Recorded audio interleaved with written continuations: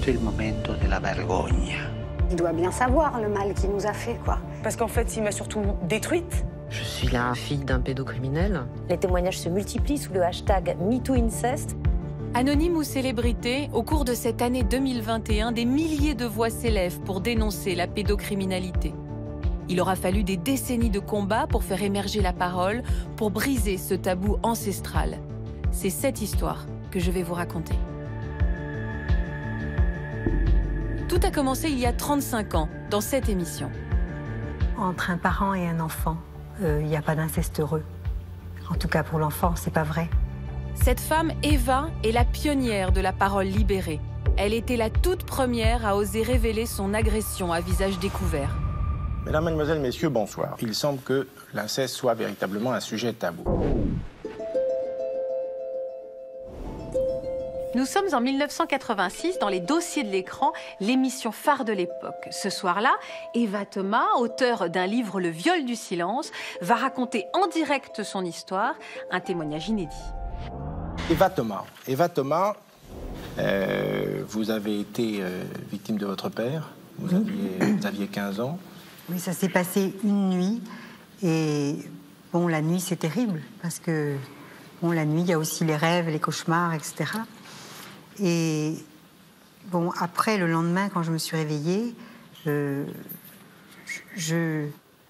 j'étais horriblement angoissée, mais je savais seulement, enfin, j'avais le souvenir de mon père sur moi et c'est tout.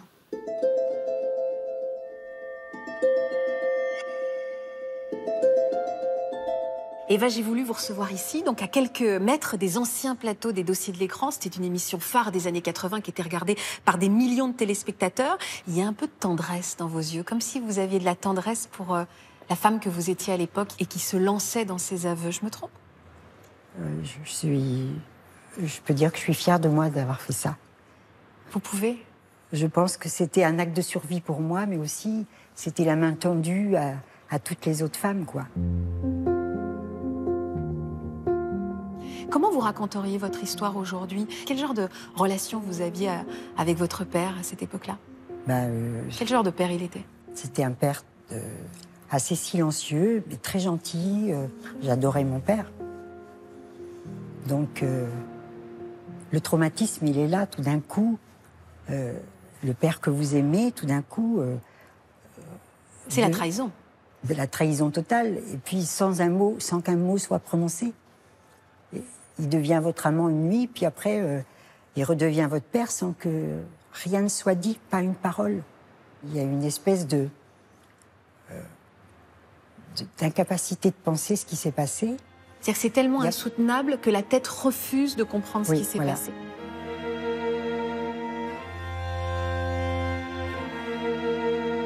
Ça m'est revenu, mais j'avais déjà 33 ans, 34 ans. C'est à ce moment-là que vous avez éprouvé le besoin d'écrire votre livre, mais pas seulement. Vous avez également écrit à vos parents? En fait, je demandais à mon père de me dire la vérité.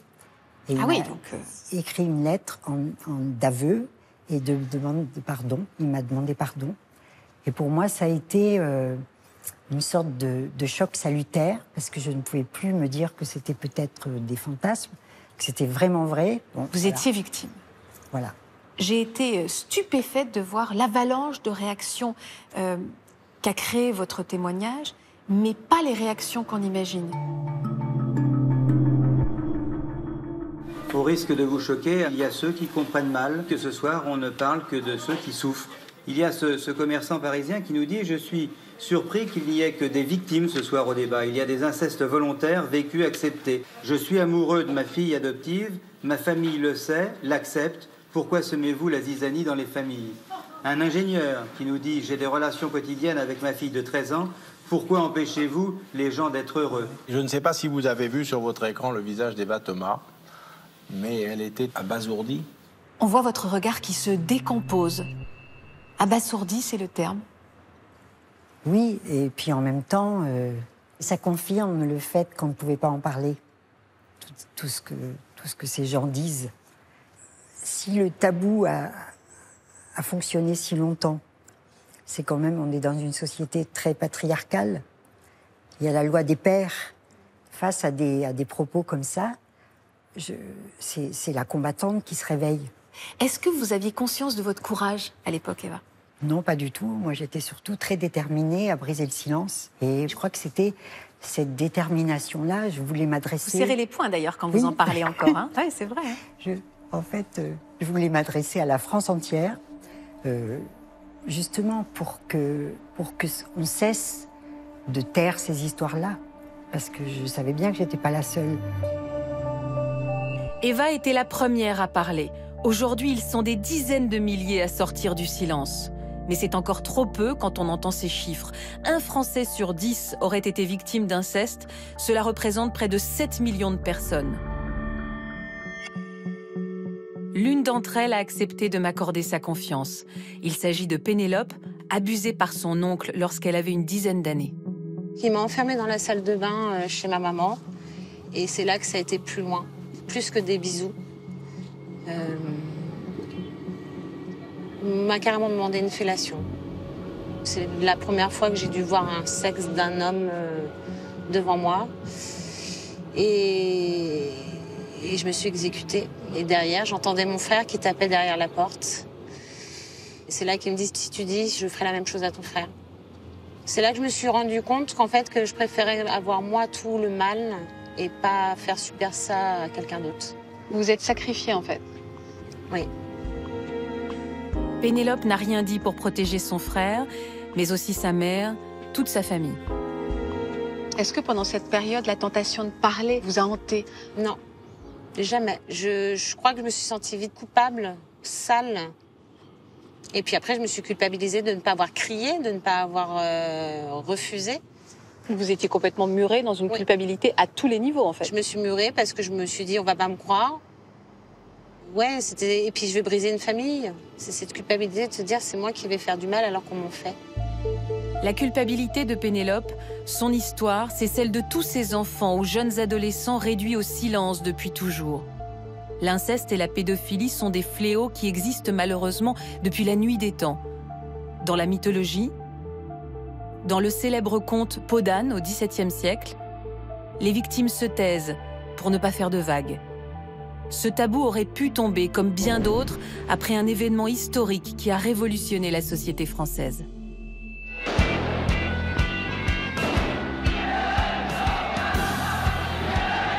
Mai 68, cet événement qui a tant marqué nos parents et nos grands-parents. Un vent de révolte soulève le pays, les jeunes manifestent, la société se libère. Aujourd'hui, tout est changé. Dans la rue comme au sein des foyers, l'ordre établi est remis en question. La libération des mœurs est revendiquée. Les femmes qui viennent d'obtenir le droit à la contraception s'émancipent. À bas les interdits, jouissez sans entrave. La révolution sexuelle est en marche. Et pourtant, à cette époque où l'on ose enfin parler de sexualité, ce n'est pas la voix des victimes qui émerge, mais celle d'hommes savants qui défendent, à l'inverse, le droit d'aimer des enfants. Toutes les pratiques et tous les codes, toutes les normes sociales sont réinterrogées. Les intellectuels réfléchissent à ces questions et du coup, les enfants font partie de ces interrogations. Si en effet on admet que les enfants ont des pulsions, ont des désirs, ont même la possibilité d'une sexualité génitale, pourquoi leur interdire de réaliser, de se réaliser, de s'épanouir de ce point de vue-là avec des adultes ? Dans les milieux culturels des années 70, l'émancipation de la sexualité est encouragée, quel que soit l'âge. La pédophilie est suggérée dans la presse, comme dans cet article paru dans Libération, mais aussi sur grand écran, dans le film Mort à Venise. 59 secondes. Azione. En 1971, le célèbre réalisateur italien Luchino Visconti met en scène la fascination d'un compositeur vieillissant pour un jeune adolescent de 15 ans. Une attirance subversive que l'on retrouve la même année dans Le Souffle au cœur. Sauf qu'ici, le réalisateur Louis Malle évoque un sujet encore plus tabou, celui de l'inceste maternel. À cette époque, parmi d'autres intellectuels libertaires, 2 personnalités se font particulièrement remarquer. Le photographe David Hamilton, dont le sujet de prédilection est la jeune fille dénudée, et le cinéaste Roman Polanski, poursuivi aux États-Unis pour viol sur une adolescente de 14 ans. quand vous l'avez connu, il y avait une base qui était la réalité, votre préférence pour les petites filles, peut-être. C'est pas ma préférence pour des jeunes filles, disons, ou jeunes femmes, ça sonne mieux en français. Je ne l'ai jamais caché, j'étais toujours entouré de jeunes filles. Cette prédilection pour les jeunes adolescentes n'est pas seulement le fait d'artistes ou d'intellectuels. Tous les hommes seraient concernés, à en croire le chanteur Léo Ferré. Je pense qu'il n'y a pas eu un homme qui n'ait un jour regardé une petite fille en train de devenir une femme avec l'œil de l'homme. Et voilà ce que disait à l'époque l'icône de la variété française Claude François lorsqu'il évoquait son public féminin. Moi, je suis obsédé, carrément. Et puis, je suis obsédé par la catégorie de filles qui viennent me voir. J'aime les fruits verts, telles les petites filles, dès qu'elles ont de 15 à 18 ans. Après 18 ans, c'est des vieillards, on n'en parle plus.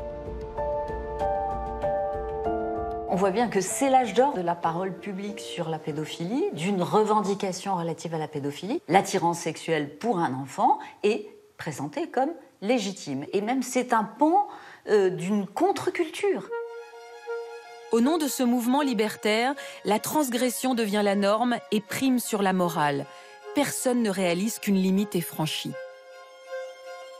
Et pourtant, déjà, en 1832, on crée une infraction, et pas la moindre des infractions, puisque c'est un crime d'attentat à la pudeur, commis sur les moins de 11 ans, qui est considéré comme criminel, même lorsque il n'est pas commis avec violence. Autant dire que c'est presque la première fois qu'on évoque la pédophilie sans la nommer. Il est à souligner néanmoins qu'elle sera peu suivie des faits par le fait que les magistrats peinent à faire application de ce texte, jugé sans doute trop sévère et pas encore tout à fait dans l'air du temps. Au début des années 80, au cinéma, raconter et montrer l'inceste ne choque pas. Vous avez peut-être vu ces images sans réaliser leur impact. Dans le film Beau-père, Bertrand Blier met en scène un amour passionné entre une jeune fille de 14 ans et son beau-père, incarné par Patrick Devers. Tu m'aimes? Oui. Tu vas me faire l'amour? Oui. Longtemps? Oui. Souvent? Tout le temps. Moi aussi, je vais te faire l'amour. Où commence l'emprise de ce beau-père? Où se termine l'amour de cette jeune adolescente? Une autre figure paternelle jouera sur ce terrain glissant. En 1984, on s'en souvient tous, Serge Gainsbourg chante Lemon Incest avec Charlotte. Un duo père-fille plébiscité par le public, malgré des paroles des plus controversées. L'amour que nous ne ferons jamais ensemble est le plus rare et le plus troublant. Phrase très dangereuse. Très dangereuse, très dangereuse. Les provocations de Gainsbourg font sourire. Très dangereux. En revanche, personne n'entend les appels au secours des victimes. Leur voix demeure en sourdine. Ou peut-être la nuit, près d'un lac, je m'étais endormi, quand soudain, semblant de ciel, et venant le pas, surgit un bleu noir. À l'époque, Barbara se contente de dire « c'est un souvenir d'enfance ». Personne ne perçoit cette chanson comme un cri contre l'inceste. Pourtant, cet aigle noir, ce prédateur, c'était son père. C'est seulement après la mort de Barbara que la vérité éclatera. Dans un bruissement d'aile.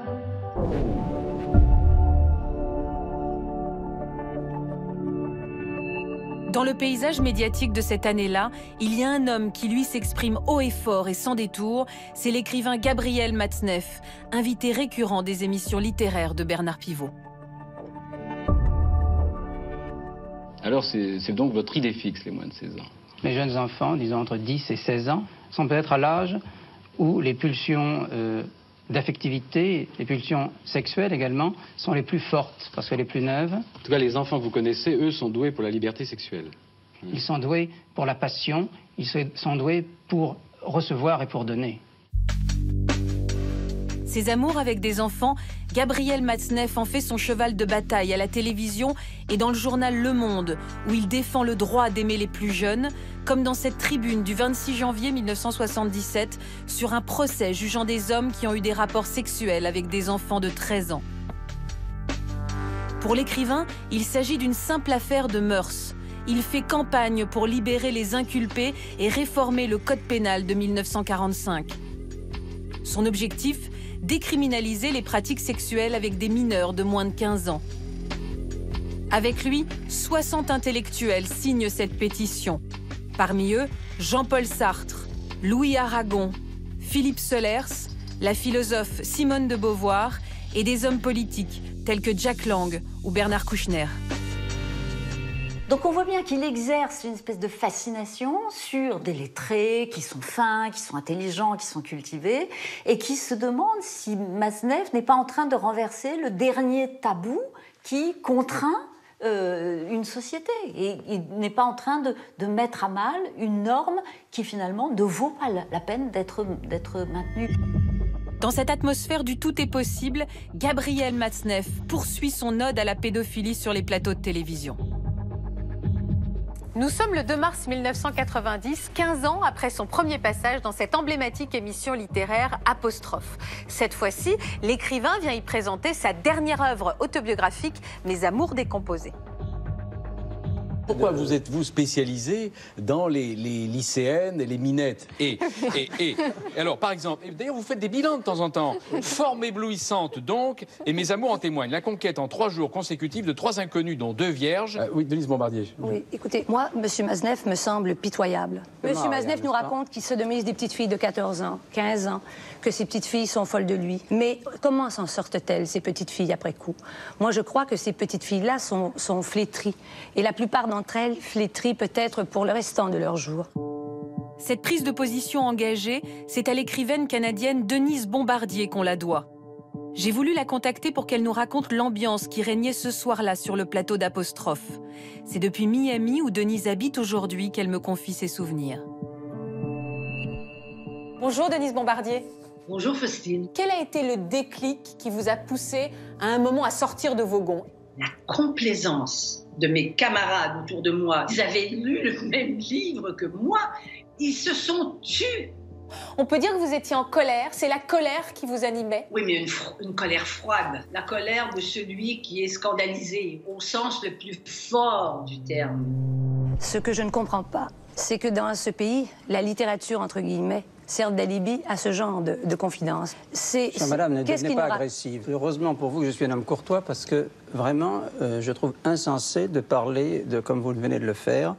Ah, ça, je suis sûre que vous trouvez ça insensé, vous. Ça, j'en suis convaincue. D'abord, la plupart de ces jeunes filles, elles tombent sur un homme qui n'est pas un monstre de laideur, qui est relativement lettré, qui est assez bien élevé, qui est peut-être très gentil et qui peut-être les rend très heureuses. Et je vous interdis de porter des jugements, de ce genre de jugement. D'abord parce qu'un livre, c'est une écriture, c'est un ton, c'est un univers. La littérature ne peut pas servir d'alibi. Il y a des limites même à la littérature. Il n'y a pas de limite à la littérature. Et je crois que si M. Matzneff était plutôt un employé anonyme de n'importe quelle société, je crois qu'il aurait des comptes à rendre avec la justice de ce pays.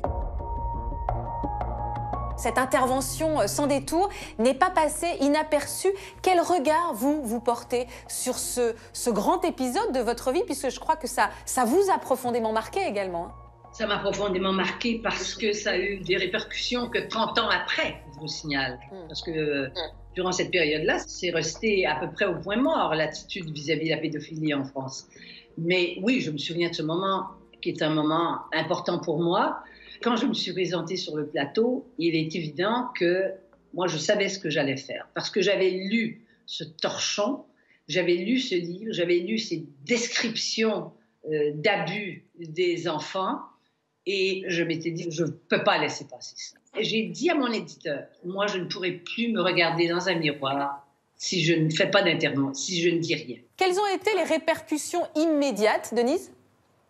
Dans les journaux le lendemain, Libération a écrit toute une page en disant que la mal baisée retourne sur ses banquises. Et il y a eu une critique dans Le Monde, par celle qui dirigeait les pages du Monde à l'époque, qui a écrit le surlendemain un papier sur Matzneff disant « L'homme qui aime l'amour ». Et mon livre a été démoli par elle, et je n'ai plus jamais eu de critiques dans le monde par la suite. Est-ce qu'il y a quand même eu des réactions positives? Est-ce que vous avez reçu du soutien, Denise? J'ai reçu un énorme bouquet à mon hôtel avec un petit mot de Simone Veil. Qu'est-ce qu'il y avait écrit sur cette carte que vous a envoyée Simone Veil, Denise? Oh, je m'en souviendrai toute ma vie. C'était « Merci d'avoir sauvé l'honneur de la France ». Ça vous rend fière aujourd'hui d'avoir joué un rôle? Ce que ça me fait, c'est que ça me convainc que les gens courageux ne courent pas les rues. Vous savez, moi j'ai été abusée par un réalisateur de la télé de Radio-Canada quand j'avais 12 ans. Il y a eu un abus, oui, sexuel, mais enfin on n'en est pas reparlé. C'est aussi votre cœur de victime qui a parlé dans Apostrophe ce soir-là. Mais j'aurais parlé de toute façon, j'en suis sûre. Vous en aviez déjà parlé, du fait d'avoir été vous-même abusée? Pas vraiment, parce que je n'aime pas être une victime. Qu'est-ce que vous auriez envie de dire à celles qui nous regardent ce soir? Jamais on ne pourra faire de concessions à des gens qui abusent des enfants. On ne touche pas aux enfants. Les enfants, c'est sacré. En 1990, Denise Bombardier reste une voix isolée face à Gabriel Matzneff. Des années plus tard, la romancière Vanessa Springora dénoncera à son tour l'emprise que l'écrivain a exercée sur elle. À l'époque, il avait 50 ans, elle seulement 14. Vanessa Springora, la première à témoigner des comportements pédocriminels de l'écrivain qui, lui, ne regrette rien. Nous sommes alors en 2020. Il aura donc fallu attendre 30 ans pour qu'une nouvelle voix se fasse entendre contre Gabriel Matzneff. Il n'a pour l'heure jamais été condamné par la justice. Pénélope, elle, a eu la chance de bénéficier des évolutions de la loi. Il y a 3 ans, elle a pu faire condamner son agresseur. C'était ici, au tribunal de Nantes. Aujourd'hui, vous me diriez que vous en êtes toute cette histoire. J'ai eu mon procès, j'ai eu la chance d'avoir un procès. Est-ce qu'à ce moment-là, vous vous êtes débarrassée de cette culpabilité? Pas trop, non. Pourquoi pas trop? Parce que j'ai toujours cette image de personne qui a jeté un pavé dans la mare, qui a éclaboussé tout le monde, la belle petite famille. Pénélope a grandi dans une famille recomposée, entre sa maman d'un côté et son papa de l'autre. Une enfance heureuse, jusqu'au jour où son insouciance a été brisée par son oncle, le frère de sa mère. Vous vous souvenez de la première fois où il a abusé de vous? Cet oncle, donc?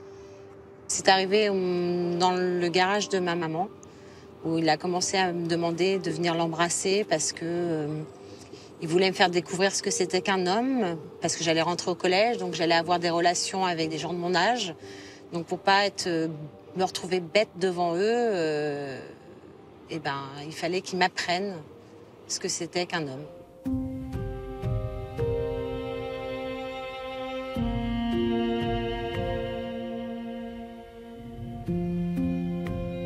Votre famille ne voyait rien? Non, il rendait service à tout le monde, il était bien vu. Il n'y avait personne dans sa vie, il s'occupait de sa maman et il aidait ses frères et sœurs.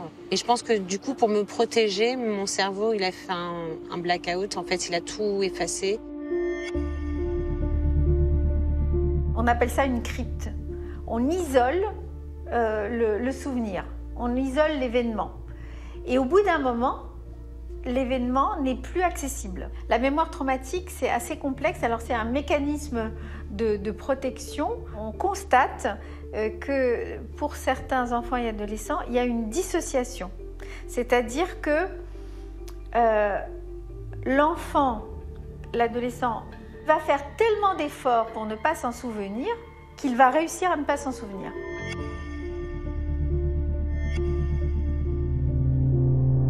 Pendant combien de temps vous êtes terrée dans ce silence? 15 ans. 15 ans de silence? Oui. Alors à quel moment les choses ont ressurgi? Au moment où je suis tombée enceinte, mon cerveau s'est mis en alerte en disant « Attention, tu es enceinte, mais comment tu vas faire ?» Donc c'est vraiment au moment de la grossesse que les choses ont commencé à se mettre en place? Oui. C'est comme ça que ça s'est réveillé au fur et à mesure. Le fait d'avoir mon fils dans les bras, de m'en occuper, de lui changer une couche pour moi était impossible. Parce que tout geste qui s'apportait à lui était un geste obscène. Vous avez l'impression que tout était déplacé? C'est ça. C'est ça la réactivation traumatique.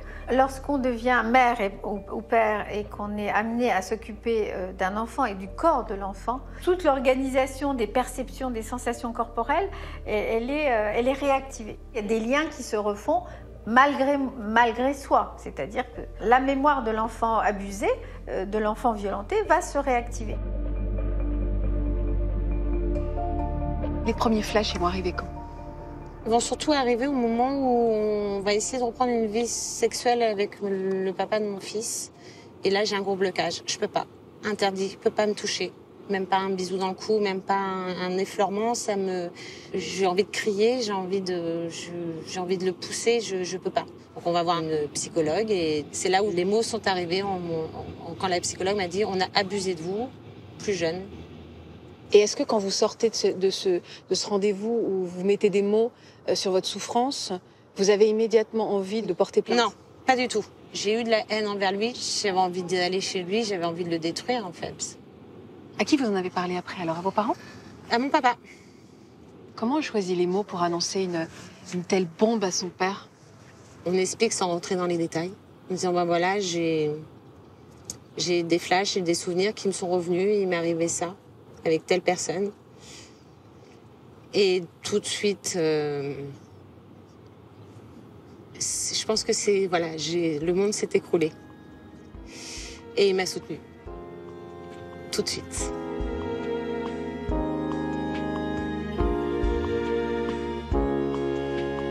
J'arrive pas à savoir si vous pleurez ou si vous souriez.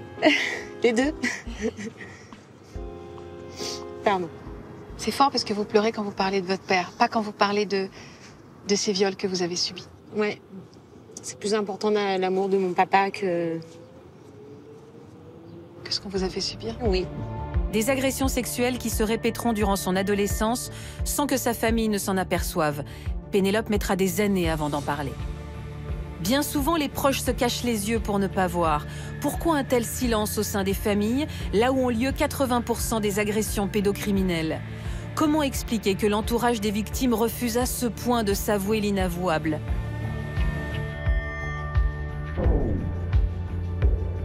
À la fin du XXe siècle, un film illustre ce constat et marque les esprits. C'est le film Festen.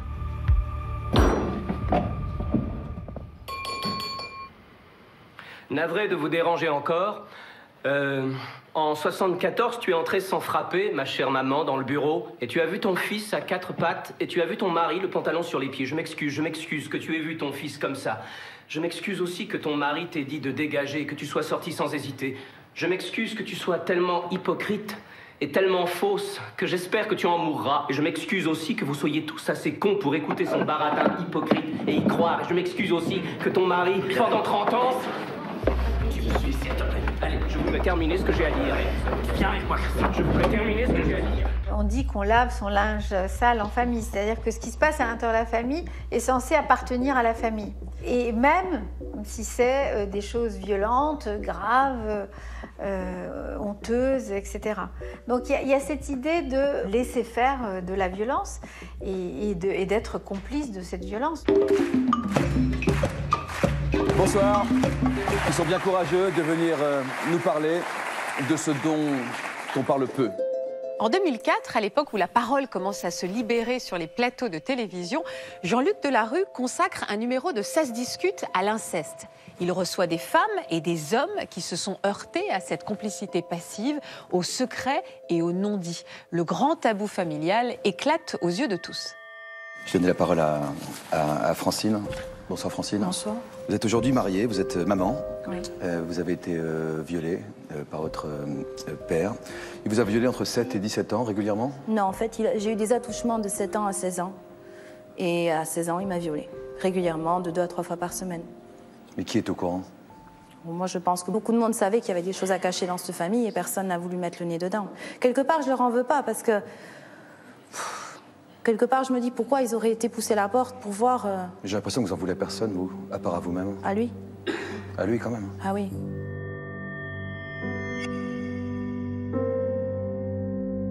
« 17 ans avant le mouvement MeToo Inceste dont on parle beaucoup aujourd'hui, Francine osait déjà parler. Nous avons voulu retrouver cette femme dont la fragilité était si émouvante. Quand je suis passée sur Ça se discute, l'objectif c'était effectivement me libérer, être reconnue comme victime. Ça a choqué beaucoup de monde jusqu'à ma propre famille. Mais justement, je pense que ça les a fait réagir et leur faire comprendre à quel point ils m'avaient fait du mal.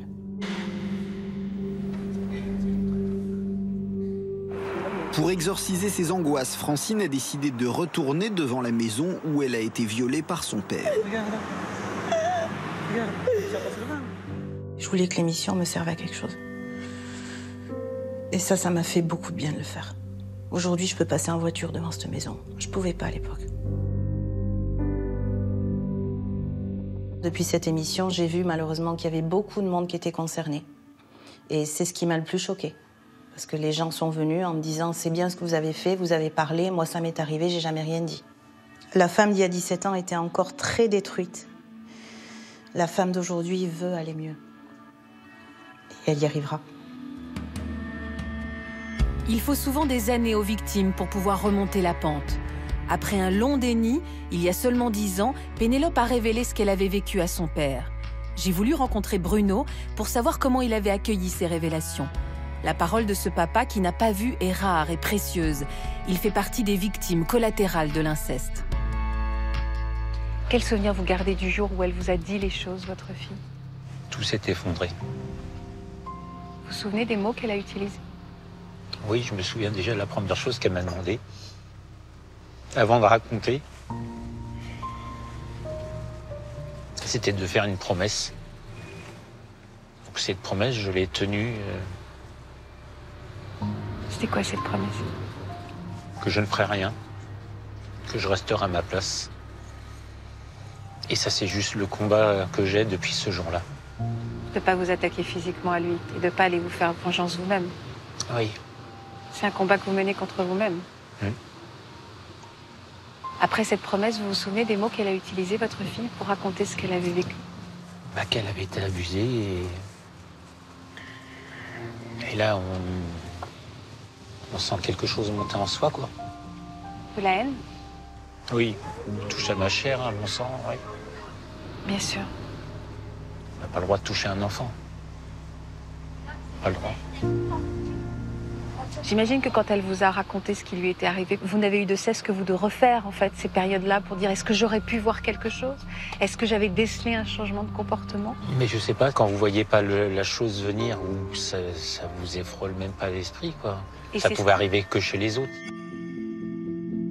Dans certaines situations, on se demande comment c'est possible. On se dit que de nombreuses personnes, ou en tout cas un noyau de personnes, pouvaient le savoir ou pouvaient le supposer. Ce que montrent les études la plupart du temps, c'est qu'il y a un mécanisme de déni. On ne peut pas l'imaginer, on ne peut pas l'assumer, on ne peut pas le reconnaître. J'aurais dû voir. C'est comme ça que vous le vivez, vous? Oui. J'aurais dû... Vous auriez dû quoi, en fait? J'aurais dû faire que ça n'arrive pas. Vous pensez que vous avez failli dans votre rôle de papa? J'ai moins failli pour ça. J'ai ce gros nœud en moi, cette grosse culpabilité. Toujours aujourd'hui? Oui. Ça se refermera pas, ça. Personne n'aurait pu voir à l'époque, Pénélope?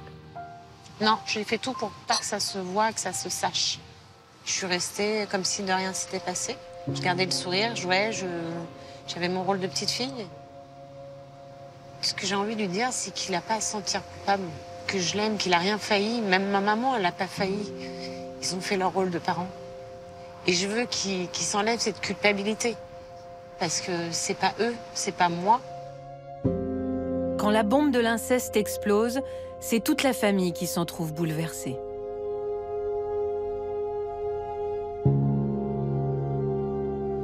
Vous y pensez souvent? Tous les jours. J'ai été détruit par ce que Pénélope a subi.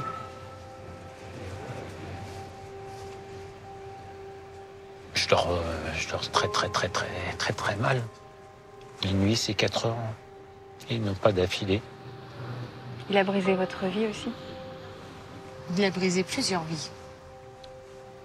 Toutes les personnes qui l'approchaient. Qu'est-ce qu'il vous faudrait, vous, pour réussir à vous reconstruire, vous, Bruno? De voir ma fille de nouveau heureuse. Voilà, ça estompera un petit peu. Pour avancer, Bruno a aussi ressenti le besoin d'assister au procès de l'agresseur de sa fille. Une confrontation qu'il n'oubliera jamais. Vous l'avez regardé, cet homme, pendant le procès? Ah oui, oui. Ah ben oui, oui. Lui, il ne m'a jamais regardé.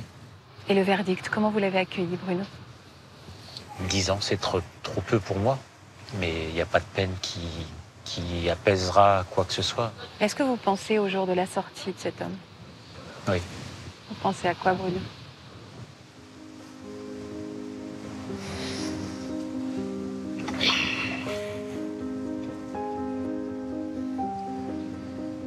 Votre fille nous a confié qu'elle avait peur de sa sortie, de ce que vous pourriez faire. Je veux plus qu'elle ait peur, en tout cas. Est-ce qu'un jour vous pensez qu'ensemble, main dans la main, vous pourrez trouver le chemin de l'apaisement? Moi, oui, je pense. Mais c'est un grand travail. Vous pouvez aussi décider de laisser ça derrière vous. Si je pouvais, je le ferais.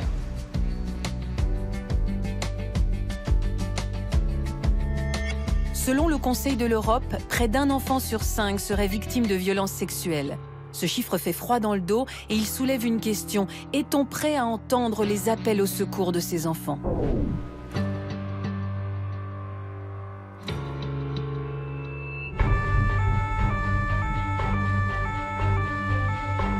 Personne n'a oublié l'affaire d'Outreau qui a éclaté au grand jour en 2001.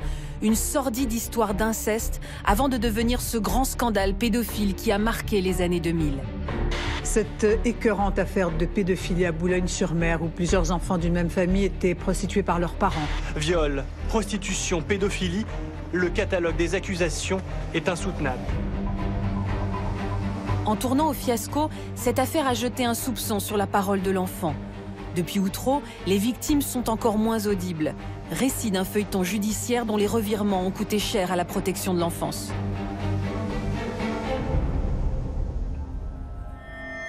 Tout a commencé dans ce quartier de Boulogne-sur-Mer. Au 4e étage de cette tour, une affaire de voisins de palier qui gravit les échelons dans l'horreur.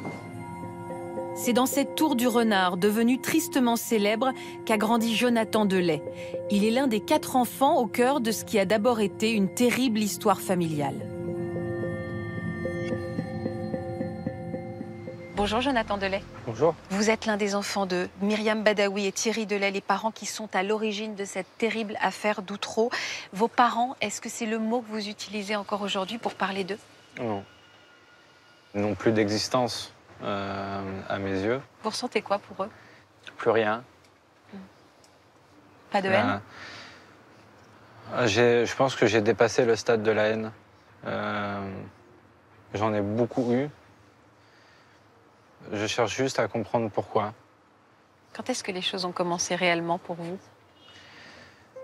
C'est une entrevue entre mes parents et le couple de voisins. Et mon père a proposé une partie fine à 4.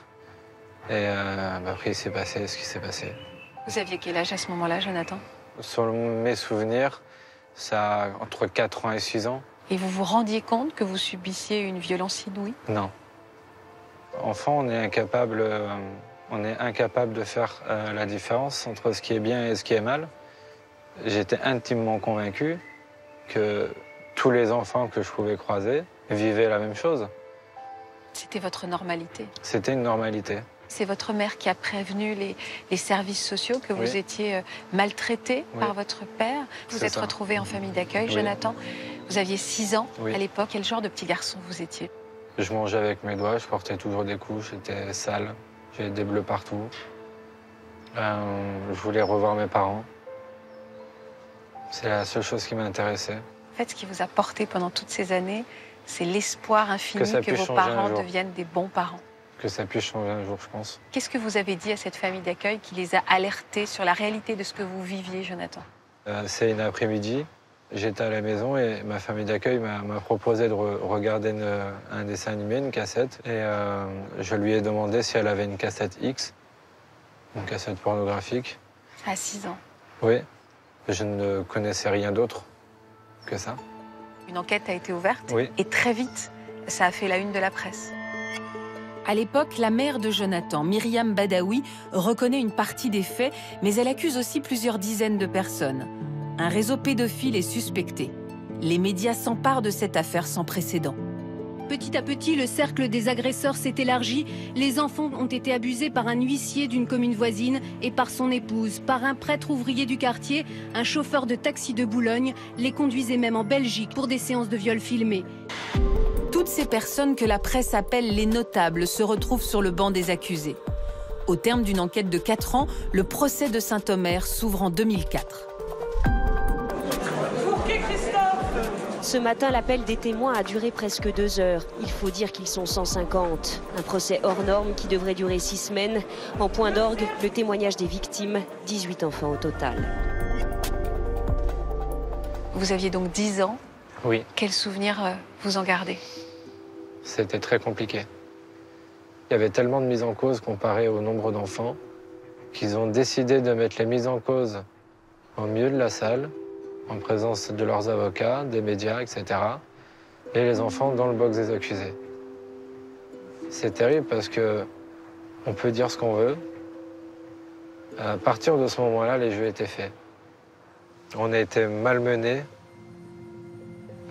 par des personnes qui n'avaient aucune pitié. Tous les avocats étaient là. Ils posaient des questions. Ils ne nous laissaient pas le temps de répondre. Qui reposait une deuxième question. Et forcément, on finit toujours par répondre, mais finalement, on répond à la deuxième question et pas à la première. Et de ce fait, il y a... vous voyez, il ment.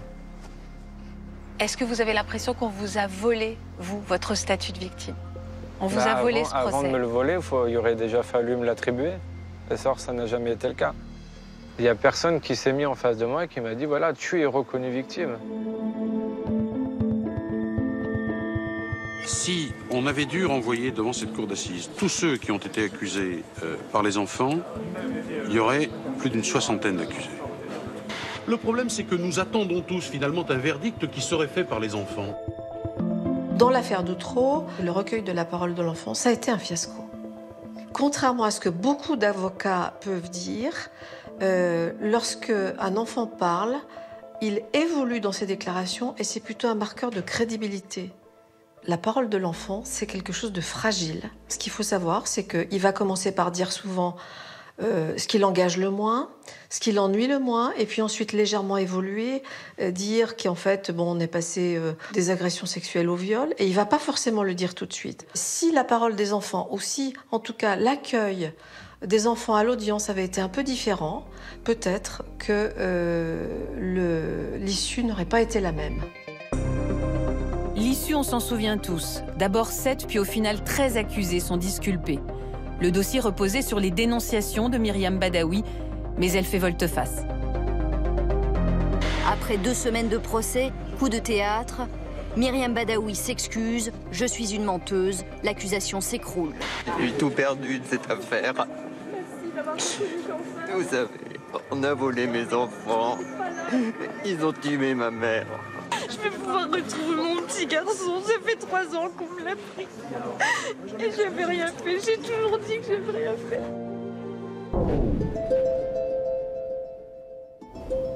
Avec les procès de Saint-Omer puis de Paris, la peur qu'un enfant puisse accuser à tort un adulte surgit dans la conscience collective au point d'en oublier les victimes. La souffrance des 13 acquittés éclipse alors celle des 4 enfants de Myriam Badaoui et pourtant, ils ont vraiment vécu l'horreur. Les enfants ont bien été victimes de viols, rappellent leurs avocats à la fin de cette audience. Tous sont jugés crédibles par les experts. Le problème de savoir si les auteurs des faits étaient au nombre de 17, ou étaient au nombre de 4, au nombre de 6, au nombre de 8, est tout à fait indifférent pour la souffrance des enfants. Des innocents en prison, un drame humain qui inquiète les défenseurs des enfants victimes. Ils craignent qu'on ne les écoute plus. On ne peut pas, quand on est des professionnels, considérer que tout va changer à cause de cette affaire Outreau et que la parole des enfants, on ne pourra plus du tout en tenir compte de la même façon. La prise en compte de la parole de l'enfant, que ce soit par la justice ou avant cela par les forces de l'ordre, voilà un nouvel enjeu crucial depuis le fiasco d'Outreau. J'ai rendez-vous à la brigade de protection des mineurs avec la commissaire Aubin. Bonjour commissaire. Bonjour Christine. Vous allez me faire visiter? Oui. Ici, chaque année, 1500 enfants sont auditionnés dès l'âge de 3 ans. J'ai voulu comprendre ce qui avait changé dans leur prise en charge depuis l'affaire d'Outreau. Alors c'est ici la salle d'audition, oui, commissaire? Tout à fait. Et donc là? Alors oui, voilà, vous avez une caméra puisque par la loi maintenant, les auditions de mineurs victimes doivent faire l'objet d'un enregistrement audiovisuel depuis Outreau. Est-ce que dans l'écoute de la parole de l'enfant, il y a eu un avant et un après Outreau? Oui, oui, parce que c'est vrai qu'il y a eu cette question de l'écoute de la parole de l'enfant qui a été jugée crue, trop abusivement et sans précaution.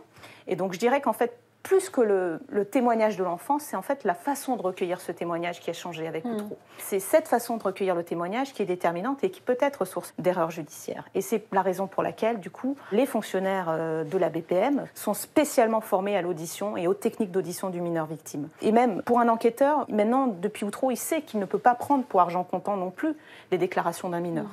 Est-ce qu'il y a un test concret pour savoir si un enfant ment? En fait, on va faire comprendre au mineur qu'il doit évoquer que des choses qui se sont réellement passées. Donc on va essayer de voir s'il comprend ce que ça veut dire la vérité. Par exemple, l'enquêteur va pouvoir lui dire aujourd'hui j'ai des chaussures rouges, est-ce que c'est vrai ou c'est pas vrai?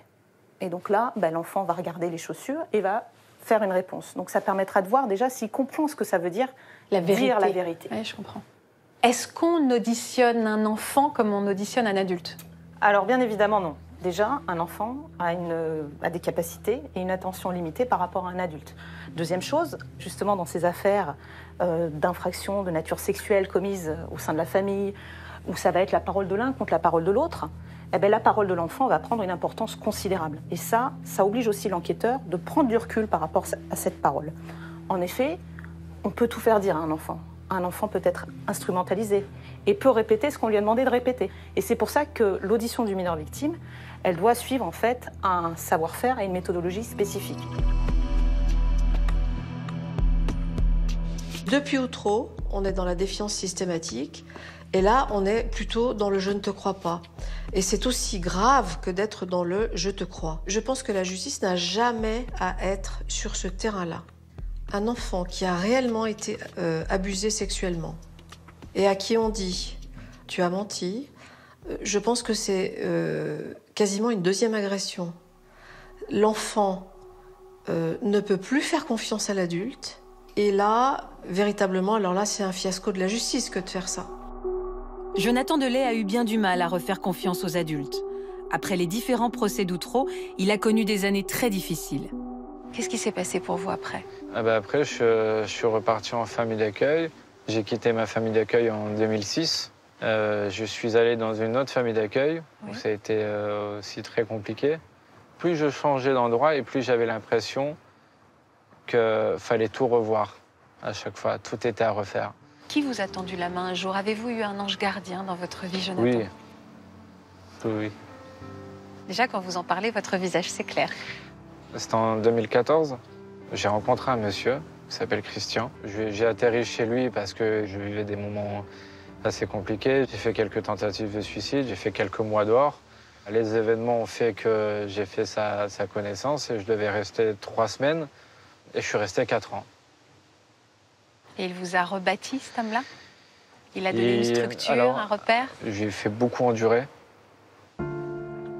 Il n'a jamais baissé les bras. Et il ne m'a pas lâché. Et il s'est comporté comme un père? C'est...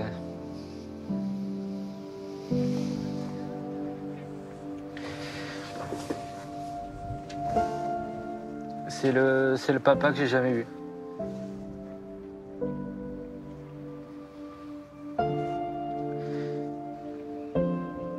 Mais vraiment peu ont fait ce qu'il a fait pour moi. Est-ce qu'elle vous a demandé pardon, votre maman? Ah, 1 milliard de fois.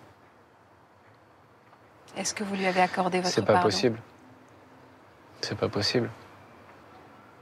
Vous attendez encore des choses de vos parents? La seule chose que je souhaite, c'est qu'on puisse répondre à mes questions. Voilà, si un jour j'ai des enfants, de pouvoir mettre des mots sur ma vie. Parce qu'en grandissant, ils vont se dire, est-ce qu'il y a un papy, est-ce qu'il y a une mamie, est-ce que tout simplement, est-ce que papa, il a une histoire? Et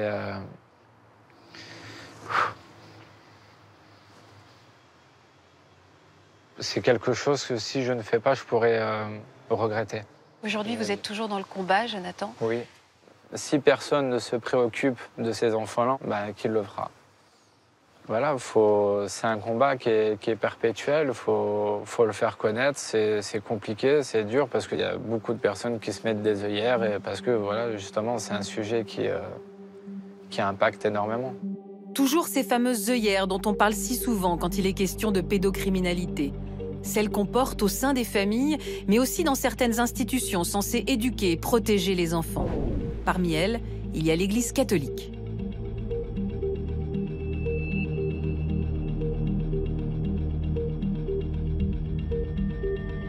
L'Église exprime sa honte et son effroi. 330 000 enfants ont été victimes de pédophilie au sein de l'Église catholique, selon le rapport remis ce matin par la commission d'enquête indépendante. Ces nombres sont bien plus que préoccupants. Ils sont accablants et ne peuvent en aucun cas rester sans suite. Avec ce rapport rendu il y a 1 mois et demi par Jean-Marc Sauvé, la plus vieille institution du monde lève enfin le voile sur l'ampleur du mal. On parle de 330 000 victimes et environ 3 000 pédocriminels depuis 70 ans. S'il y a bien une institution qui a entretenu le secret et couvert les agresseurs, c'est l'Église. J'ai voulu comprendre cette culture du tabou. Comment autant d'abus sexuels ont pu être passés sous silence? Pourquoi les hauts responsables ecclésiastiques ont-ils fermé les yeux pendant si longtemps? Olivier Savignac est un témoin emblématique de tout un système où la pédocriminalité est étouffée depuis toujours. C'est ici, au diocèse d'Orléans, que son combat a commencé, ici qu'il a dénoncé ce que l'institution voulait taire. Bonjour Olivier. Bonjour. Vous êtes l'une des premières victimes à avoir été abusée par un homme d'église, à avoir parlé. En 2010, vous dénonciez les agissements pédophiles de l'abbé Pierre de Castelet. Vous vous étiez alors adressé à son supérieur dans une lettre, puis en personne, vous étiez venu ici, à Orléans. Vous sentiez que c'était important et que c'était urgent de parler et de briser ce tabou-là? Il y a eu des dizaines de milliers de victimes depuis des décennies, voire des siècles. Et pour moi, c'était important de signifier ça. Écoutez, il y a des enfants qui ont été victimes. Donc on est désolé, mais il va falloir que vous les entendiez. Est-ce que vous êtes fier d'avoir participé, vous, à libérer cette parole, Olivier? Oui, je suis très fier. Déjà pour moi, pour l'enfant que j'étais. Un enfant qui a été muselé, un enfant qui ne pouvait pas parler, qui avait honte, qui se sentait coupable. J'ai pu finalement dire à cet enfant, je t'ai entendu, je t'ai écouté. Et derrière, fier parce que ça entraîne la parole d'autres personnes aussi. Avant d'être confronté au plus terrible des secrets, le petit Olivier a connu une enfance simple et heureuse au sein d'une famille catholique pratiquante. Sa vie bascule à l'âge de 13 ans dans un camp de vacances de jeunesse chrétienne.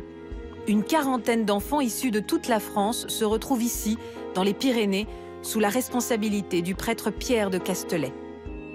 Le directeur de cette structure, qui était aussi un prêtre, s'était attribué lui-même les fonctions d'infirmier et avait décidé de faire passer une visite médicale à chaque garçon qui arrivait au camp. Il m'a fait venir dans son bureau sous prétexte de contrôler ma fiche médicale. Et c'est là qu'en fait, il m'a fait baisser le pantalon et puis ensuite, il m'a ausculté. Mais il m'a ausculté à sa manière. Est-ce que vous avez réalisé la gravité de ce qui se passait? Alors, la gravité, je crois que le cerveau, il se met en veille. C'est-à-dire que j'étais spectateur de ce qui se passait sur le corps du petit Olivier. Mais c'est comme si j'étais hors de mon corps, en fait. Comme une sidération, vous êtes sorti de votre corps pour supporter ce qui se passait? Je ne pouvais pas bouger, en fait.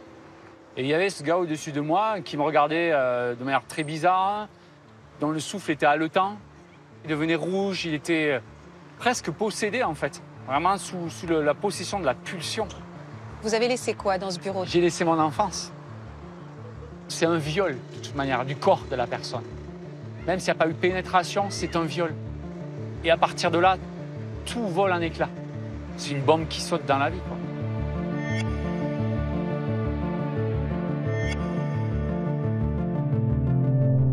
Vous en avez parlé en sortant. Est-ce que Déjà, on vous a vu sortir de ce bureau, on vous a vu bouleversé? Non, parce que c'était le premier jour du camp et j'étais la première victime. Et c'est vrai que le personnel ne s'était pas méfié du tout du comportement de cet homme.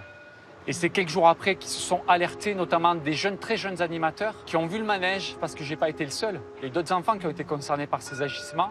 Et une animatrice a eu le courage de rentrer dans une chambre où il était en train de déshabiller un enfant. Cette animatrice, c'est Anne. Cet été-là, elle avait 19 ans. Le premier jour, j'entends 2-3 jeunes de mon équipe qui parlent entre eux. J'étais pas très loin. Et puis je les entends un peu glousser comme ça et parler de zizi et tout. Et ça m'interpelle. Il y en avait au moins 3, je crois, sur 6 qui avaient été attouchés dans mon équipe. Il y en avait un, il lui avait touché les fesses tout en remplissant sa fiche. Il y en a un autre, c'était les parties génitales. Il commence à me raconter tout ça et en fait, je n'ai pas l'ombre d'un doute qu'il me dise la vérité. Voilà. Donc je l'observe, ce prêtre.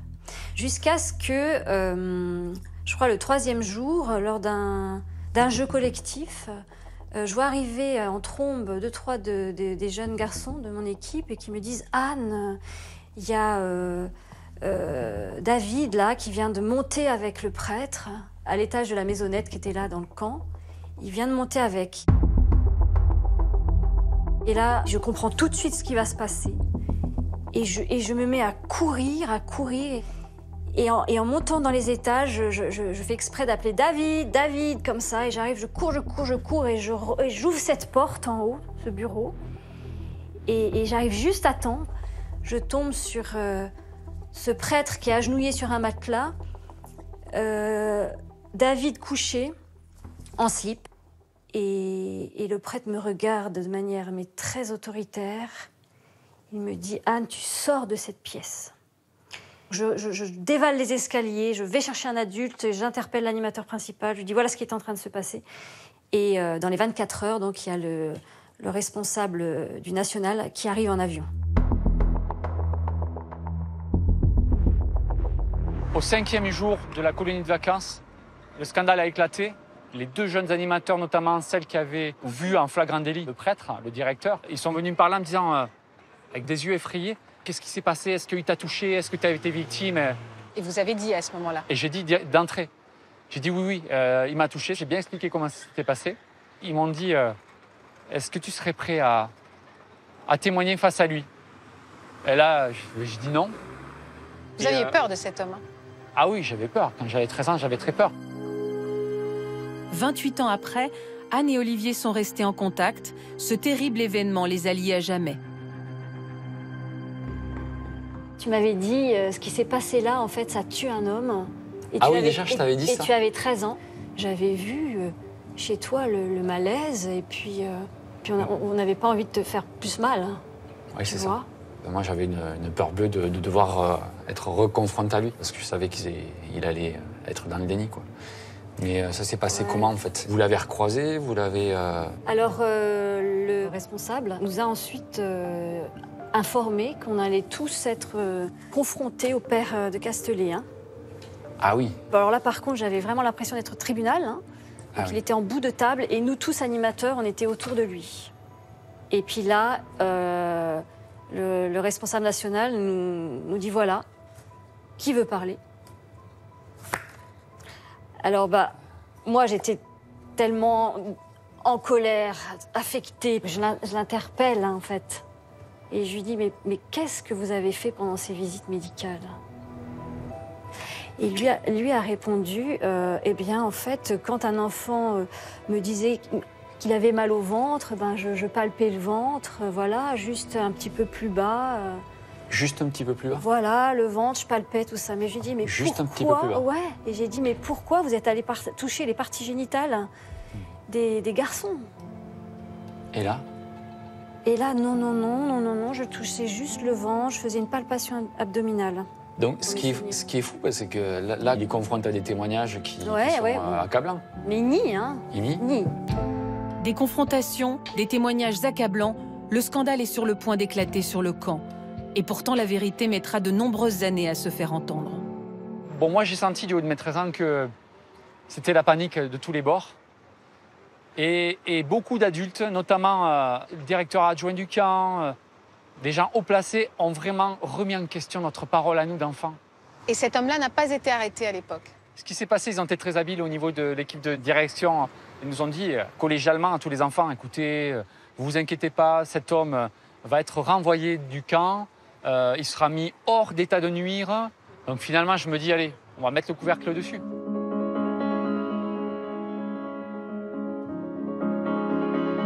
Quel jeune homme vous êtes devenu alors? Je suis devenu un jeune homme au départ très taiseux. Et là, c'était sur tous les plans, y compris relationnel et même sur le plan de la sexualité. Donc j'avais pas eu de petite copine avant l'âge de 17 ans. Parce que je trouvais ça sale. Et mal tourné, vous auriez pu? Ouais, j'aurais pu mal tourner parce que j'avais des pensées suicidaires. Je crois que c'est ma foi qui m'a aidé à pousser des montagnes, en fait. Une fois pourtant bien malmené au cours de son enfance abusée. Ce passé douloureux enfoui, Olivier le voit ressurgir à l'âge de 22 ans. Il est alors éducateur dans un centre catholique auprès d'adolescents qui lui confient les abus commis par le directeur. Et là, je prends conscience qu'en fait, ils ont vécu la même chose que moi. Détonation. Ça réactive le fait que qu'est-ce qui est devenu mon agresseur. Et qu'est-ce que vous découvrez? Je découvre qu'en fait, il a toujours une activité de prêtre aumônier et qu'il est présent avec les enfants dans des week-ends, parfois seul avec les enfants au milieu des bois. Ça a dû être insupportable pour vous. C'est là que vous avez décidé d'agir? Oui. Donc là, Vous avez écrit? J'ai écrit à Orléans.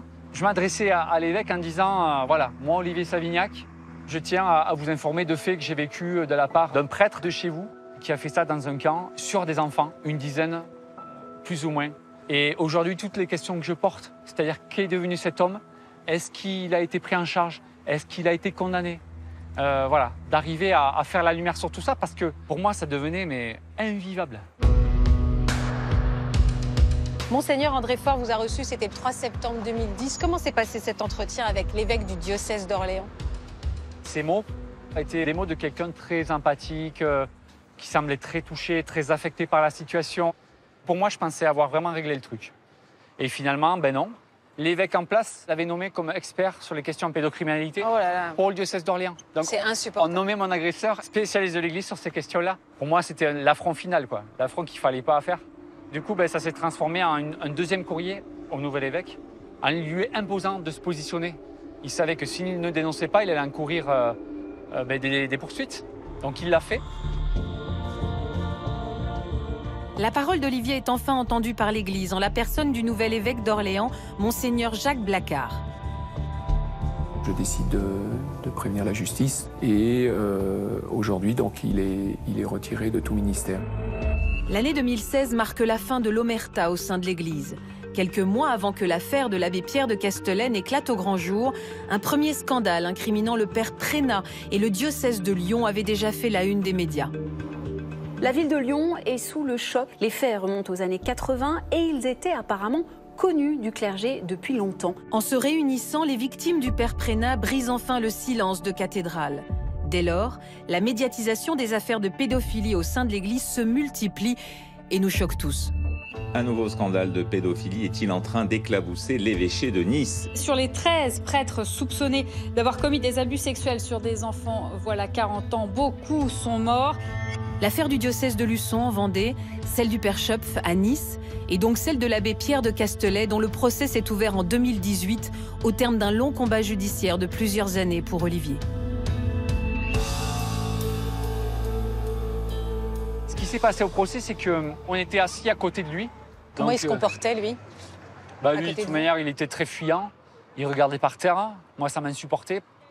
On avait l'impression qu'il était un gamin qui n'avait rien fait, qui ne reconnaissait pas la gravité des faits qu'il avait commis, quoi.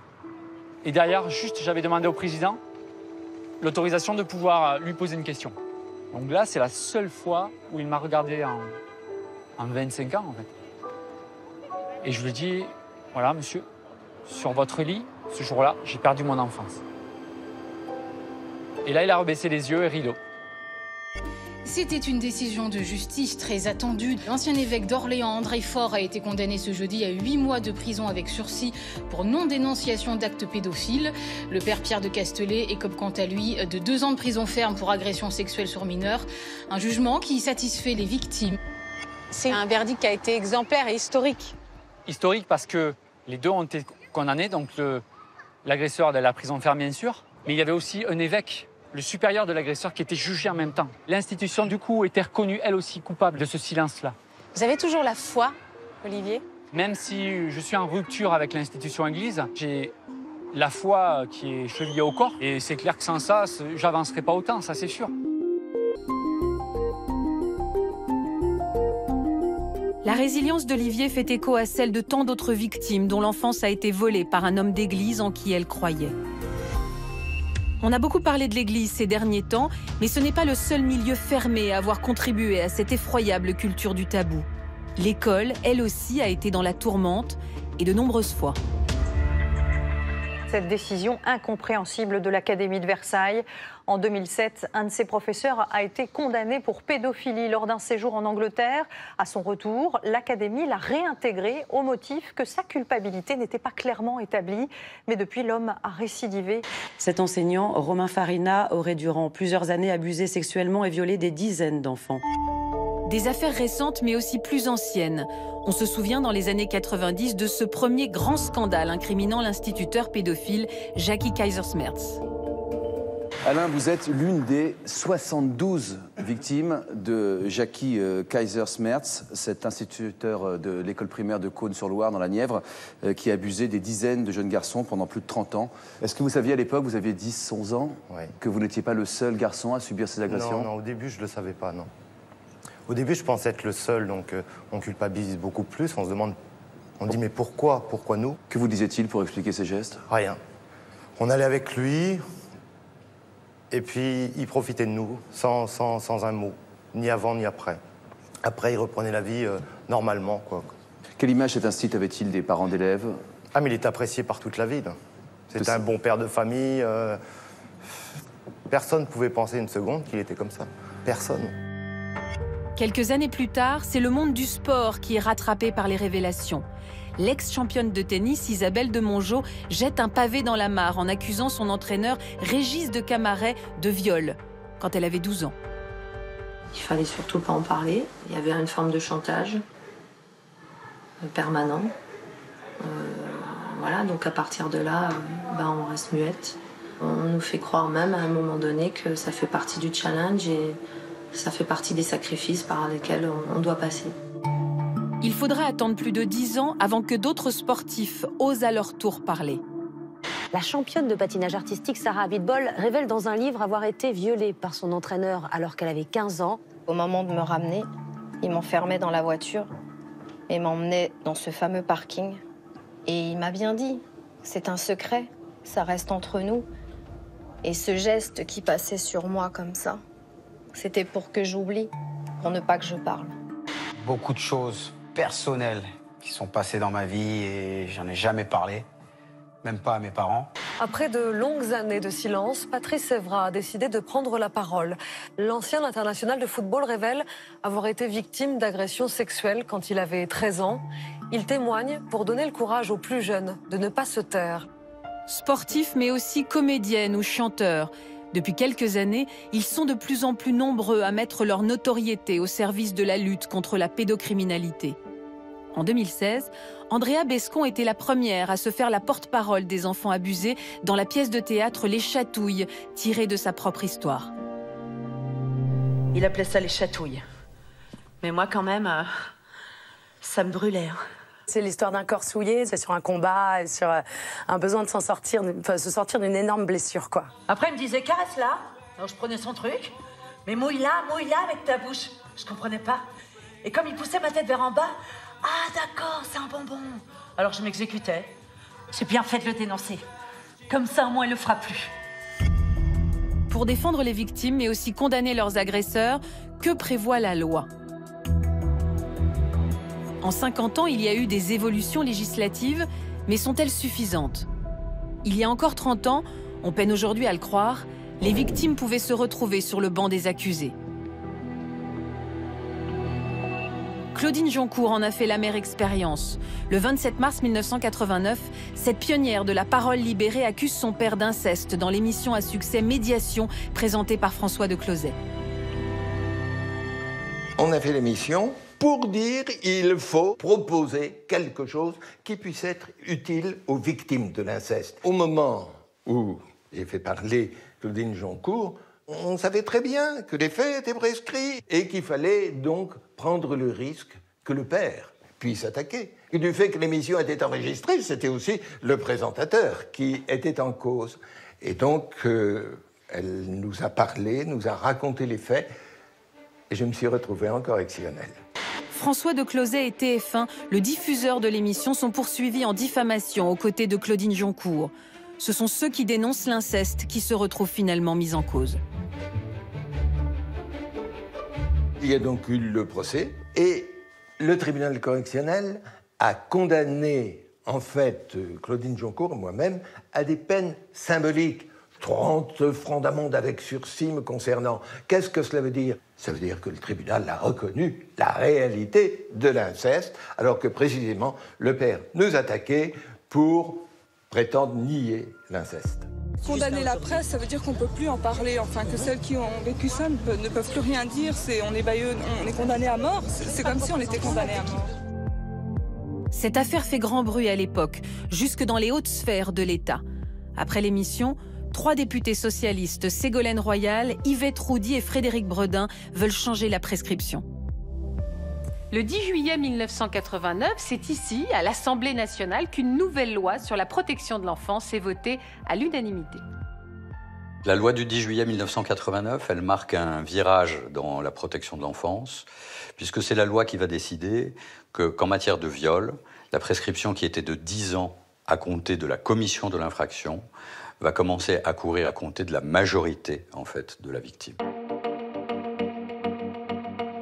La révision de la prescription a permis aux victimes d'agir en justice jusqu'à leurs 28 ans. C'est le cas de Pénélope, qui a trouvé le courage de porter plainte contre son oncle à 27 ans et 10 mois. Sans cette nouvelle loi, jamais son agresseur n'aurait été condamné à 10 ans de prison pour viol sur mineur. Bonjour Pénélope. Bonjour Maître Mogin. Venez avec moi. Maître Mogin est l'avocate de Pénélope. Elles ont rendez-vous pour parler de l'après, du moment où cet homme sera de nouveau libre. Mon agresseur a pris 10 ans ferme il y a maintenant 3 ans, donc il lui reste 7 ans. Et du coup, je voulais savoir si je serais prévenue, si un jour il est sorti avant ou comment ça se passe. La loi prévoit qu'à mi-peine, tout condamné peut former une demande d'aménagement de peine. Donc en ce qui concerne votre oncle, on va dire que d'ici plusieurs mois, en tout cas, il sera théoriquement en capacité de déposer une demande d'aménagement de peine. On en sera informé, Pénélope. On en sera informé, moi par un courrier du juge d'application des peines, que je vous répercuterai. D'accord.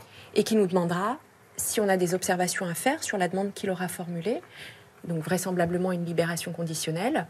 Si on souhaite être présent au débat qui aura lieu devant le juge d'application des peines. D'accord. Et si c'est le cas, est-ce qu'on a des interdictions particulières à faire valoir ou des demandes particulières à faire valoir? D'accord. Donc une interdiction, par exemple, d'être proche de mon domicile ou... Évidemment. Ça peut aussi être une interdiction de paraître dans la ville dans laquelle vous résidez. D'accord. Interdiction d'entrer en contact avec vous. Est-ce que moi, j'aurais aussi des interdictions? Est-ce que lui, il aura le droit de m'interdire de m'approcher de lui? Non. Personne ne peut vous interdire quoi que ce soit. D'accord. C'est lui qui a été condamné, c'est lui qui a les interdictions.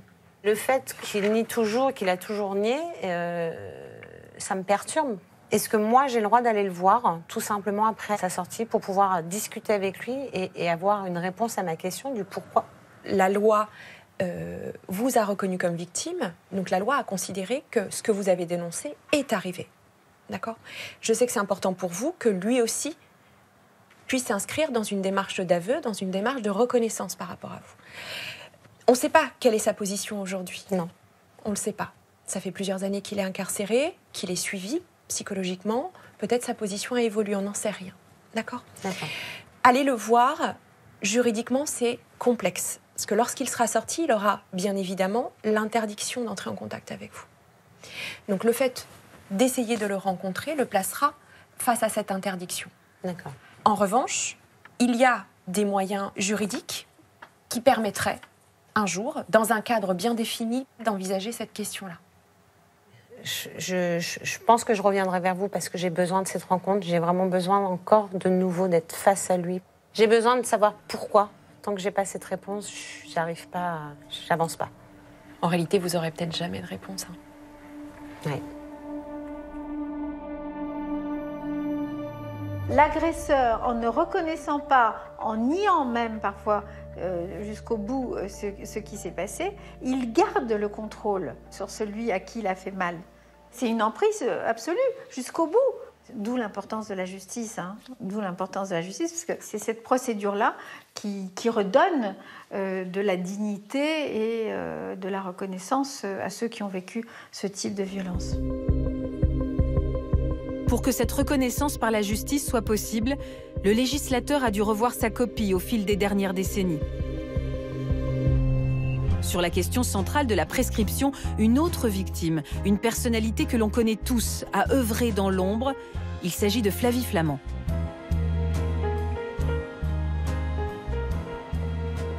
Bonjour Flavie. Salut Faustine. Merci beaucoup d'avoir accepté de me rencontrer. Merci. Alors, on connaît la journaliste, on connaît l'animatrice, on connaît celle qui a été la première à dénoncer les viols dont vous avez été victime par le célèbre photographe David Hamilton, alors que vous aviez 13 ans. On connaît peut-être moins la femme engagée, la femme un peu politique finalement. Je crois que c'est un lieu hautement symbolique pour vous. Pour quelle raison ? Parce que j'ai été auditionnée à l'Assemblée nationale, comme je l'ai été également au Sénat, parce que j'ai œuvré, suite à la parution de mon livre La Consolation en 2016, j'ai œuvré pour le rallongement des délais de prescription. C'était ça votre combat, hein ? Oui, c'est devenu mon combat. C'est-à-dire que je n'ai pas pu, moi, un jour, porter plainte contre mon violeur parce que j'avais passé ces fameux délais. Et donc, j'ai décidé un jour, finalement, de porter un combat à travers mon livre. En 2016, le livre autobiographique de Flavie Flament provoque une onde de choc. Ces révélations publiques sont la première étape de sa reconstruction. La Consolation était un livre pour moi important parce que c'était une façon de désigner David Hamilton.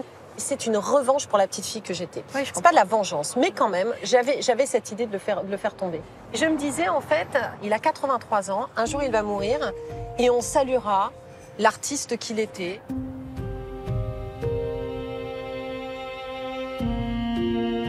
Je me suis dit, je ne veux pas que David Hamilton meure sous les éloges. Il y a d'autres victimes de David Hamilton qui se sont rapprochées de vous à ce moment-là ?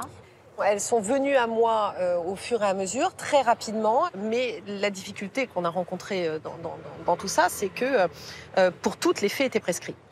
Et jusqu'au jour où un soir, je suis chez moi et je reçois un message. Je m'appelle Élodie et j'ai 27 ans. Et là, on l'avait. La clé. Et là, on va ouvrir la porte d'un tribunal. On va pouvoir le confondre. On va pouvoir ouvrir une procédure. Sauf que David Hamilton a appris qu'Élodie nous avait appelés. Et 3 heures après, on l'a retrouvé mort dans son appartement.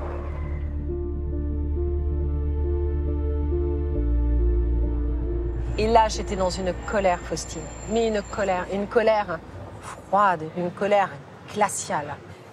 Vous avez un enfoiré qui encore une fois, vient piétiner tout ce que vous êtes, quoi. C'est d'une violence inouïe pour nous toutes. Qu'on était à ça de se faire justice, quoi. On allait gagner. Il était capable de nous regarder dans les yeux quand il nous violait. Il n'y avait aucun problème. Mais en revanche, il était incapable de se regarder, lui, dans les yeux. Je lui ai tendu un miroir et il n'a pas supporté. Donc, quelle lâcheté. Et c'est pour ça que ce combat également a pris tout son sens. Et ce combat, vous avez dit, va m'aider à réparer cette petite fille ? Je ne me suis pas dit ça. Je me suis dit que c'était une occasion, absolument une opportunité incroyable de faire avancer les choses. Flavie Flament se voit confier une mission ministérielle sur la prescription des crimes sexuels sur mineurs. En janvier 2018, elle est auditionnée à l'Assemblée. J'ai été violée lorsque j'avais 13 ans par David Hamilton. Cette phrase-là, je n'aurais jamais imaginé la prononcer ici. J'ai traversé toutes les étapes qui sont dans le rapport de la mission de consensus. Cette étape de sidération. J'ai vécu, moi aussi, une amnésie traumatique. Je pense qu'il faut aider une victime à parler. On ne peut pas, il y a une injonction aujourd'hui à la libération de la parole. Je voudrais la nuancer parce que je pense qu'il faut que ce soit une invitation. Je pense que chaque victime fait ce qu'elle peut avec ce qu'elle a vécu et va le transformer de la façon qu'elle le pourra. J'arrivais ici et je parlais, moi, la femme de 45 ans à l'époque, mais j'avais toujours au fond de moi aussi cet enfant dont l'innocence a été fauchée, qui tout à coup grandissait en moi et se redressait. Quel message vous vouliez impérativement faire passer à travers votre rapport ? Il y a urgence à rallonger les délais de prescription parce qu'il y a une nouvelle donnée qu'on n'avait pas il y a 20, 30 ans, c'est l'amnésie traumatique. Et l'amnésie traumatique empêche les victimes d'accéder à leurs souvenirs et de prendre la parole, ce qui a été mon cas. Donc voilà, donc je suis arrivée avec des messages qui étaient clairs, avec une volonté à un moment donné de sensibiliser, mais d'une façon ferme et urgente.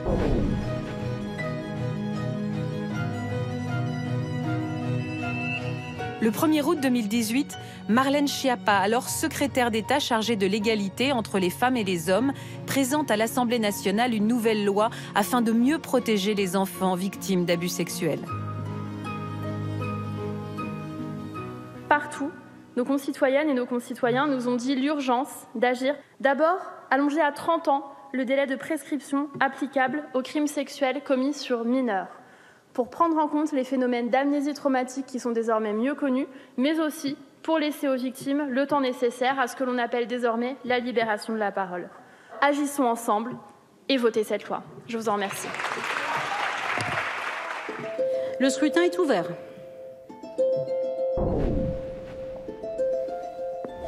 La loi Schiappa, votée à l'unanimité par l'Assemblée nationale et par le Sénat, marque un tournant législatif dans l'histoire de la pédocriminalité.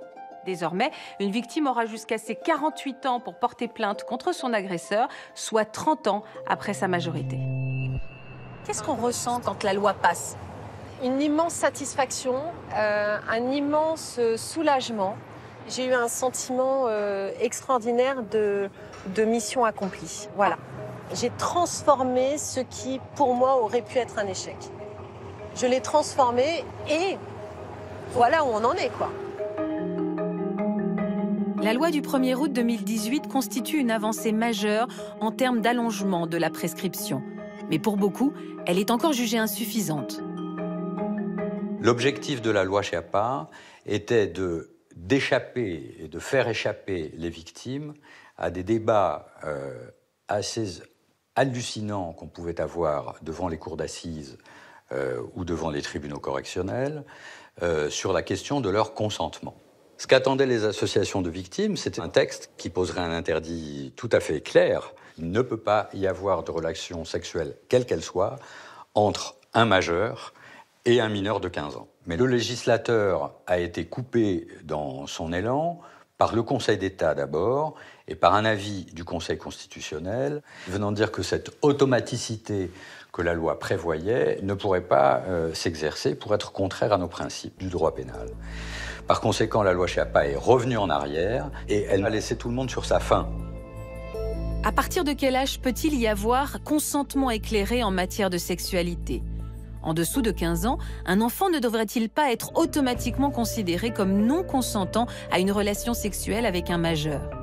C'est l'histoire de Sarah qui a placé cette préoccupation au centre des débats. Sarah, cette jeune fille de 11 ans que la justice a considérée consentante après un rapport avec un homme de 28 ans. L'enfant était sidérée, elle était figée, elle avait peur et donc elle n'a pas réagi.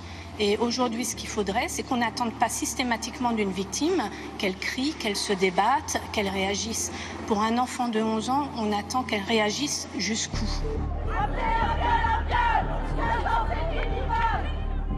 L'affaire Sarah enflamme l'opinion publique. C'est non, non et non. Un enfant ne peut pas consentir. Nous comptons 124 000 viols sur mineurs chaque année en France. C'est un scandale, c'est un drame. Il est nécessaire de se mobiliser. Nous voulons une modification de la loi. Les mois passent, mais le débat reste au cœur de l'actualité. Un nouveau hashtag voit le jour. Sur les réseaux sociaux, anonymes comme célébrités font entendre leur voix. Tous appellent l'État à agir. Nous exigeons de la France d'établir avec courage des lois strictes et sans faille en faveur de la protection de l'enfance. Dans ce tourbillon de colère, sous la pression de la société, le gouvernement décide de revoir la loi. Le garde des Sceaux, Éric Dupond-Moretti, s'y engage le 14 février 2021. En deçà de 15 ans, moins de 15 ans, un agresseur sexuel, qu'il s'agisse d'un homme ou d'une femme, ne pourra plus soutenir qu'il y a eu consentement. C'est une avancée extraordinaire. Et pour l'inceste, nous souhaitons le seuil de 18 ans. Ces engagements sont au cœur de la dernière loi d'avril 2021. Pour 94, contre 0, elle est adoptée à l'unanimité. Ce texte rend la condamnation de la pédocriminalité plus stricte, mais il ne fait toujours pas l'unanimité. Le combat doit continuer et il doit aussi être mené sur un autre front, celui de la prévention.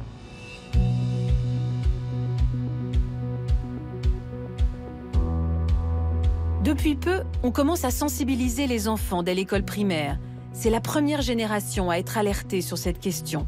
Ni nous, ni nos parents, ni nos grands-parents n'ont reçu cette éducation préventive. Est-ce que vous avez appris aujourd'hui des choses qu'on ne vous avait pas dit justement à la maison? Oui. Chaque heure, il y a un enfant qui se fait violer. 170 000 enfants sont victimes de viols chaque année, soit environ 2 enfants par classe. On s'étonne, on s'insurge. Il ne s'agit pourtant pas de faits isolés ou de lieux spécifiques. Tous les milieux, toutes les familles sont touchées. Des associations mènent le combat sur le terrain. Aujourd'hui, Pierre Lune et Catherine interviennent auprès des enfants de CM2 pour leur apprendre qu'ils ont des droits, que leur corps leur appartient. Je suis prudent, je me protège, je parle. Alors, cet après-midi, c'est vous qui allez appliquer la règle des 3 P. Le premier exercice est un jeu de rôle dont l'objectif est de tester la réaction des enfants face à une situation de danger qu'ils pourraient rencontrer. Alors que Victoria fait ses devoirs à la bibliothèque, un inconnu joué par l'une des intervenantes s'approche de la petite fille. Tu vas bien? T'as l'air d'avoir beaucoup de mal à faire ton devoir. Oui. Oui. Tu veux pas que je t'aide? Non, merci. Je pourrais t'aider, comme ça tu aurais une bonne note. Hein? Non. Regarde, on peut aller s'installer là dans... Regarde, il y a un petit coin là-bas. On pourrait se mettre et je t'aide à faire ton devoir.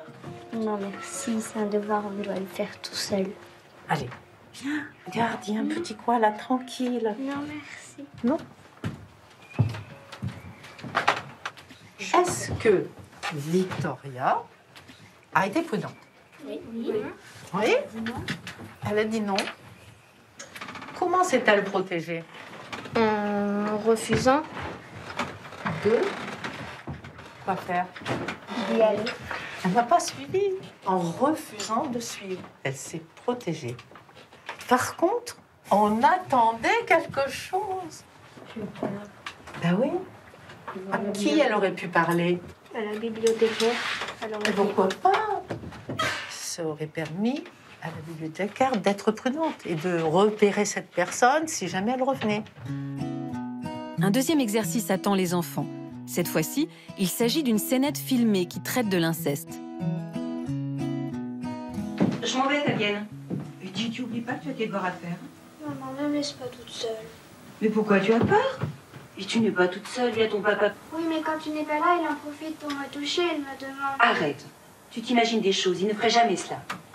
Bon, écoute, je suis suffisamment en retard comme ça, j'ai pas le temps d'écouter tes histoires. Qu'est-ce qui se passe? Elle lui dit, maman, j'ai peur. Ne pars pas. Ne pars pas.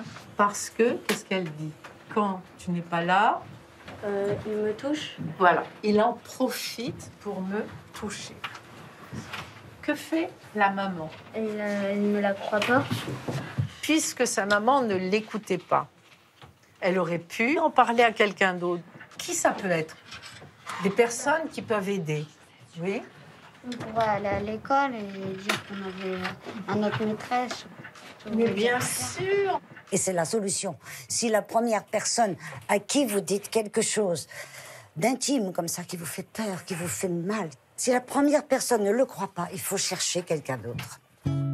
Catherine propose alors aux enfants un petit jeu, inscrire sur chaque pétale d'une fleur le nom d'une personne de confiance à qui parler en cas d'agression.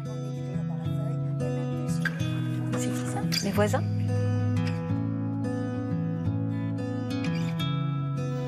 On a beaucoup de fois la police, la maîtresse.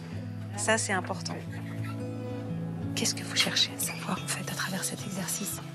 Être rassuré sur le fait que chaque enfant de cette classe sait à qui parler s'il a des problèmes. Et si vous constatez que dans cette Marguerite, les personnes ne parlent pas de papa-maman, par exemple, on se dit, tiens, c'est bizarre, il ne cite pas papa-maman. Qu'est-ce qui se passe? Il doit y avoir certainement une difficulté. Ça fait l'effet d'un suivi avec la maîtresse. C'est la première fois que vous en parliez des agressions sexuelles, ou est-ce que vous en avez parlé déjà à la maison avec vos parents? Moi, pour les agressions sexuelles, c'était un peu la première fois. Et sinon, on n'en parle pas trop. Nous allons nous quitter, mais retenons bien, notre corps nous appartient et personne n'a le droit de toucher. De toucher quoi?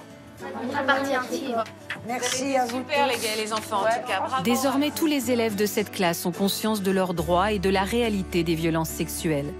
Si un jour ils sont victimes, ils oseront certainement appeler à l'aide.